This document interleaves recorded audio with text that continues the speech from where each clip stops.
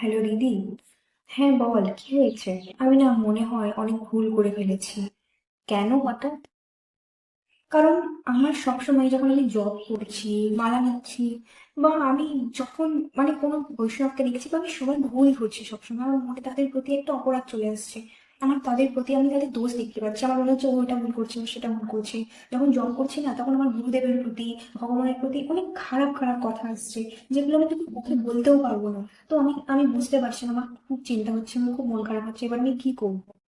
আচ্ছা, তোকে আমি এই দুটো বিষয়েরই সাজেশন দিচ্ছি, মন দিয়ে শোন। প্রথমত, এই যে জব করার সময় তোর মনে এসব উল্টোপাল্টা কথা আসছে এবং কি হচ্ছে সেটা আমার অভিজ্ঞতা আছে, তাই আমি জানি, এবং সেটা বলার মতন নয়। দেখ, প্রথমেই যখন আমরা কোনো কিছু ধুলো পড়ে আছে, ময়লা আবর্জনা ভর্তি ঘর পরিষ্কার করি, তখন কিন্তু সেটাতে ঢুকে আমরা ভালো সিদ্ধান্ত পাই না, না। সেটাকে করতে হয়, তেমনি আমাদের মনের ভিতর বহু বছর ধরে যে আবর্জনা, যে নোংরাগুলো পড়ে আছে, সেগুলো নামের দ্বারা আমরা পরিষ্কার করছি।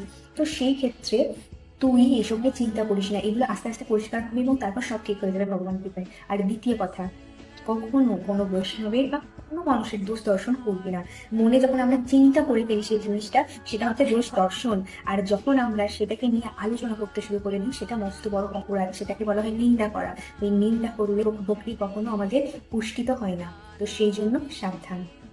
ঠিক আছে, তাহলে কোনো অসুবিধা নেই, তার মানে আমি যদি চাই, তাহলে আমি এবার থেকে এই সমস্ত ভুলে গিয়ে আবার নতুন ভালো করে ভজন করতেই পারি। ঠিক আছে দিদি, অনেক ধন্যবাদ। রাধে রাধে। এবং আমার কথার মাধ্যমে এই প্রশ্নটা যাদের ছিল, তারাও উত্তর পেয়ে গেল। শ্রী রাধে।